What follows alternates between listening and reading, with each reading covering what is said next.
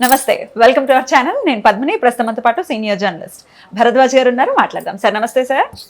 Sir, YSRCP party యువజన శ్రామిక రైతు కాంగ్రెస్ పార్టీ అనేది తెలిసిందే. కాకపోతే ఆయన నాన్నగారి పేరుని తలపించేలాగా పార్టీ పేరుని పెట్టుకోవడం అనేది జరిగింది. అయితే ఇప్పుడు ఆయన నాన్నగారి బేస్ మీదనే పార్టీ నడవటం, లేకపోతే ఆయన విధి విధానాలని కూడా అనుసరిస్తున్నామని చెప్పడం మనందరికీ తెలిసిందే. అయితే ఇప్పుడు జగన్ గారు వాళ్ళ నాన్నగారి ఫోటోని కానీ అసలు ఆ పేరుని కానీ పక్కన పెట్టి ఆయనే సెంట్రిక్గా పాలిటిక్స్ చేయాలి అన్న విధానాన్ని తీసుకొస్తున్నారు అనే మాట వినపడుతోంది. దీంట్లో సాధ్యాసాధ్యాలు ఏమిటి, ఇందులో ఉన్నటువంటి వాస్తవాలు ఏంటి సార్? అంటే జగన్మోహన్ రెడ్డి గారు ఏ ప్రాంతీయ పార్టీలో అయినా కానీ అది ఒక నాయకుడి కేంద్రంగానే నడుస్తుంది. చాలా సందర్భాల్లో ఇప్పుడు తెలుగుదేశం పార్టీని చూస్తే చంద్రబాబు గారి కేంద్రంగానే నడుస్తుంది. అక్కడ రామారావు గారి ఫోటో ఉంటుంది అంతే. నిజానికి టెక్నికల్గా ఎన్టీ రామారావు గారి ఫోటో కూడా పెట్టక్కర్లేదు. ఎందుకంటే పార్టీని ఆయన రామారావు గారి దగ్గర నుంచి హస్తగతం చేసేసుకున్న తర్వాతే ఆయన పార్టీని నడిపాడు. అయితే పార్టీని ప్రారంభించినటువంటి నాయకుడిగా ఆయనకి ఇవ్వాల్సిన ప్రాధాన్యత ఏదో ఫోటోల రూపంలో ఇస్తున్నారు. మహానాడు జరిగినప్పుడు ఆయన విగ్రహం పెట్టడం ఇలాంటివన్నీ. అదే పరిస్థితుల్లో వీళ్ళు కూడా అంటే కార్యాలయాల్లో అక్కడ వైఎస్ రాజశేఖర రెడ్డి గారి ఫోటోలు, ఆ విగ్రహాలు అవి పెడతారు. అంతవరకే.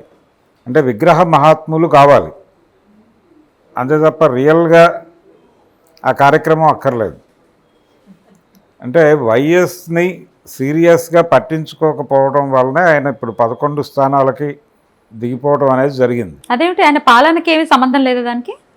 లేదండి. అంటే వైఎస్ రాజశేఖర రెడ్డిని పట్టించుకోకపోవడం అంటే వైఎస్ బతుకున్న రోజుల్లో ఆయన చేసినటువంటి కార్యక్రమాలు, అంటే ఆయన వ్యవహరించిన తీరు, దాన్ని అడాప్ట్ చేసుకోలేదు జగన్మోహన్ రెడ్డి. ప్రాబ్లం ఎక్కడొచ్చిందంటే ఆయన ముఖ్యమంత్రి అయిన తర్వాత నాకు అసలు కాన్వాయ్ అక్కర్లేదు, నేను వెడుతుండగా ట్రాఫిక్ కాపడం ఇలాంటివి ఏమీ చేయకండి, నేను కూడా ట్రాఫిక్తో పాటు పెడతాను అని చెప్పి అలాగే ప్రయాణించాడు కొంతకాలం. అక్కడ నల్లమలలో మొదటి ఎన్కౌంటర్ జరిగినప్పుడు ఇంటెలిజెన్స్ వాళ్ళు మీకు ప్రమాదం ఉండొచ్చు అని చెప్పిన తర్వాత కాన్వాయ్ వచ్చింది. నక్సలైట్లతో చర్చలు ఫెయిల్ అయిన తర్వాత ఆ తర్వాత కాన్వాయ్ వచ్చింది. అప్పటి వరకు ఆయన మామూలుగానే ట్రావెల్ చేశాడు సీఎంగా కూడా. సిటీ బస్సుల్లో వెళ్ళేవాళ్ళు చేతులు ఊపితే ఈయన చేతులు ఊపేవాడు. అలా నడిచింది. ఈ నడిచిన క్రమంలోనే ఆయన క్యాంప్ ఆఫీస్లోనూ, తర్వాత పొద్దున్నే మంజీరా గెస్ట్ హౌస్లోనూ జనాల్ని కలిసేవాడు. ఆయన రోజు క్యాంప్ ఆఫీస్ డిజైన్ అయ్యే వరకు రోజు పొద్దున్నే మంజీరా గెస్ట్ హౌస్ బీట్ ఉండేది రిపోర్టర్లకి. అక్కడికి వెళ్ళి ఆయన జనంతో కలిసి ఏం మాట్లాడుతున్నాడు అనేది రిపోర్ట్ చేయటం. 11 వరకు ఆ పని నడిచేది. ఆ తర్వాత సెక్రటేరియట్కి వెళ్ళేవాడు. అసెంబ్లీ ఉంటే అసెంబ్లీ సెషన్కి వెళ్ళేవాడు. ఆ రోజున గ్యాప్ ఇచ్చేవాళ్ళు దీనికి. ఇలా నిరంతరం జనంతో ఉన్నాడు ఆయన. తర్వాత గెలిచిన తర్వాత, అంటే రెండోసారి గెలిచిన తర్వాత 2009 ఎన్నికల్లో గెలిచిన తర్వాత ఆయన హెలికాప్టర్ ఎక్కింది కూడా రచ్చబండ కార్యక్రమానికి.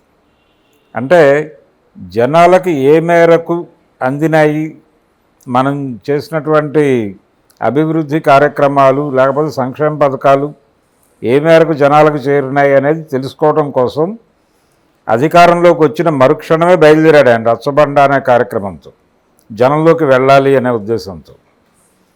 ఇది ఆ ప్రయాణంలో చనిపోయాడు ఆయన.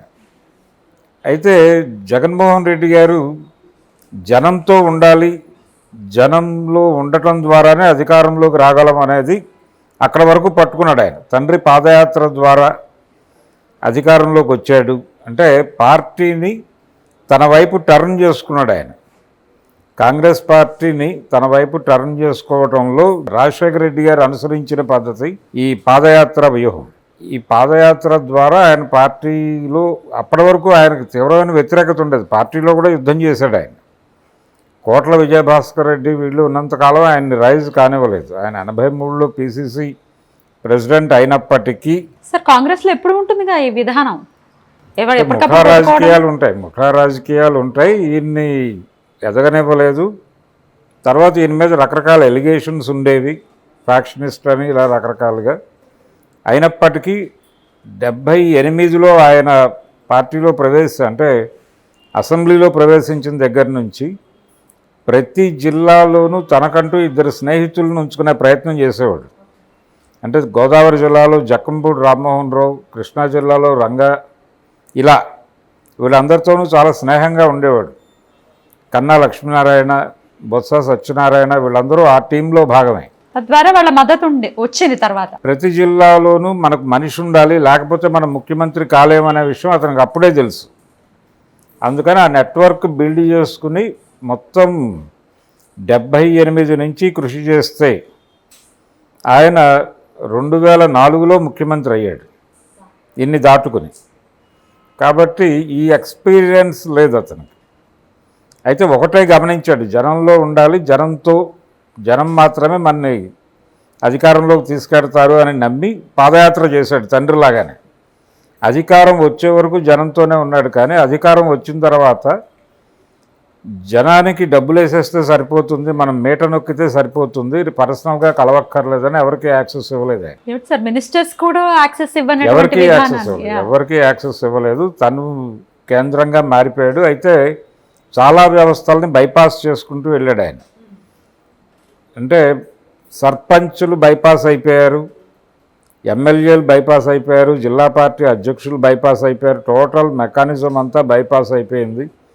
నేను, వాలంటీర్లు, ప్రజలు అనే పరిస్థితికి వెళ్ళిపోయింది. ఈ ధోరణి చాలామందిని నిరుత్సాహానికి గురి చేసింది. దీని ప్రభావం పడింది ఎన్నికల్లో. దీన్ని ఐడెంటిఫై చేయాలి. దీన్ని అవతల వాళ్ళు ఐడెంటిఫై చేశారు. తెలుగుదేశం, జనసేన నాయకులు ఐడెంటిఫై చేసి వాళ్ళు రోజు జనానికి కనిపించే ప్రయత్నం చేస్తున్నారు. ఇప్పుడు ఏ రోజు జనాన్ని వదిలిపెట్టట్లేదు. ఇప్పుడు మళ్ళీ జనంలో కడతానంటున్నాడు ఈయన. అందుకని రాజశేఖర్ రెడ్డి జనంతో రెగ్యులర్గా ఉండటం ద్వారా ఆయన సాధించిన సక్సెస్ని ఈయన ఆకలింపు చేసుకోవడంలో ఫెయిల్ అయ్యాడు జగన్మోహన్ రెడ్డి. ఇది ఒక ధోరణి అయితే, రెండోసారి గెలవబోతున్నాను అనే పిక్చర్ వచ్చేసింది ఆయనకి. గెలుపు అంటే ఆయన మొదట గెలిచినప్పుడే 2019 ఎన్నికల్లో గెలిచినప్పుడే ఆయన 24 గెలుపు మీద ప్రోగ్రాం పెట్టుకుని ప్రతిపక్షాన్ని ఆర్థికంగా దెబ్బతీయాలి అనే ఉద్దేశంతోనే ఇసుక పాలసీలు, మద్యం పాలసీలు, అలాగే సినిమా టికెట్ల వ్యవహారం దగ్గర నుంచి అన్నీ ఆ సెంట్రిక్గా జరిగినాయి. ఇది ప్రతిపక్ష పార్టీలని ఎంత మేరకు ఇబ్బంది పెట్టిందో తెలియదు, కానీ జనాల్ని సఫర్ చేశాడు. జనం సఫర్ అయ్యి వీళ్ళందరూ వ్యతిరేకంగా మారారు. అది కూడా ఒక కారణం ఆయన ఓటమికి. ఈ క్రమంలోనే ఆయన లేదు మనం గెలిచేస్తున్నాము అనే భ్రమకి గురై, అంటే కనీసం 102 అయినా సాధించి 95 నుంచి 102 స్థానాలైనా పొంది గెలవబోతున్నామని అనుకున్నారు చివరి రోజుల్లో. 151 కాదు అని. ఈ కండిషన్లో ఆయన నెమ్మదిగా తనని నాయకుడిగా మార్చే ఆలోచన మొదలుపెట్టి సాక్షి లోగో మార్పు మొదలైంది. అప్పుడే సాక్షి లోగోలో తండ్రి ఫోటో బొమ్మ ఉండేది, దాన్ని పక్కకి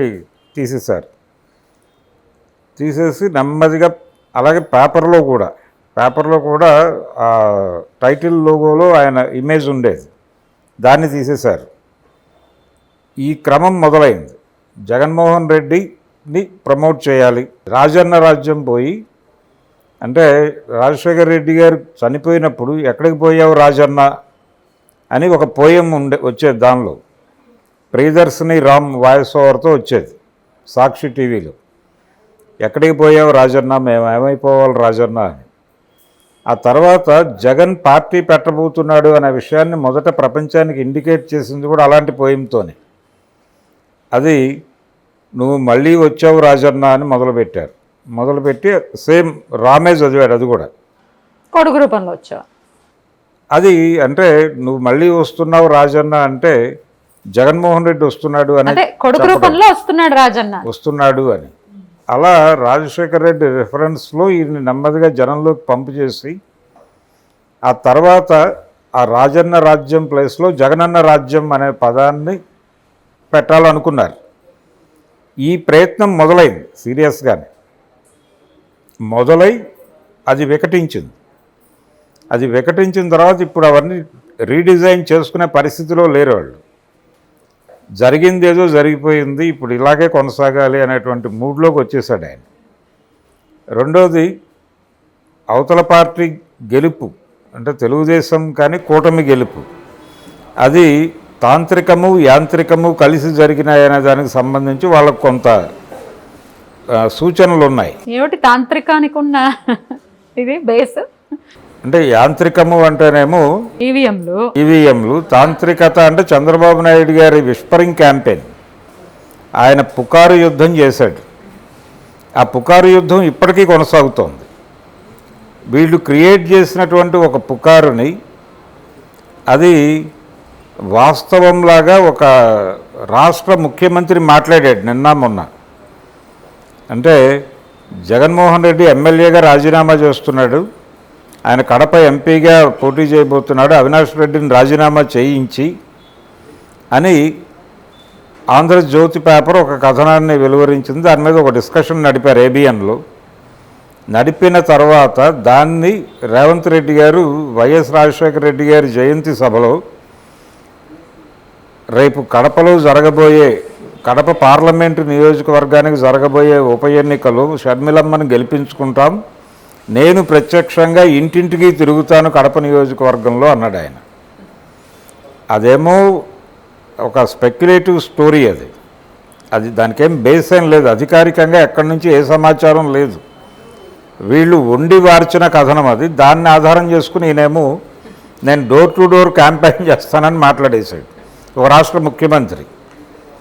ఈ లెవెల్లో స్పెక్యులేషన్, ఈ లెవెల్లో పుకారు యుద్ధం ఇప్పటికీ చేస్తున్నారు వాళ్ళు. ఇప్పటికీ జగన్మోహన్ రెడ్డిని 11 సీట్ల మనిషిగా చూడలేదు వాళ్ళు, 40% ఓటు బ్యాంక్ ఉన్నటువంటి పార్టీ నాయకుడిగా చూస్తున్నారు టీడీపీ వాళ్ళు. ఇది చాలు, ఈ గుర్తింపు చాలు, దీని మీద మనం గేమ్ నడపగలం, తిరిగి జగనన్న రాజ్యం తీసుకురాగలం అనే కాన్ఫిడెన్స్తో ఇప్పుడు జగన్మోహన్ రెడ్డి గారు ఉన్నాడు. ఆయన సెంట్రిక్ గానే వెళ్ళాలి, ఆయన సెంట్రిక్ గానే వెళ్ళాలి అని అనుకుంటున్నారు. ప్రయత్నం ఇది ఉంటుందా సార్? అంటే అది అయిపోయింది. అంటే జనరల్గా ఒక అభిప్రాయం ఉంటుంది, దిష్టి అనేది అది పోయింది అనుకుంటున్నారు ఇప్పుడు వాళ్ళు. ఈ ఎన్నికలో ఓడిపోవటం ద్వారా పెద్ద దిష్ట. రైట్. సో నెక్స్ట్ ఎలక్షన్స్ కి అంటే డెఫినెట్ గా వైఎస్ఆర్ గారి పిక్చర్ అయితే పోదు వైసీపీ నుంచి, డెఫినెట్ గా లేదు, అది ఉంటుంది, డెఫినెట్ గా ఉంటుంది.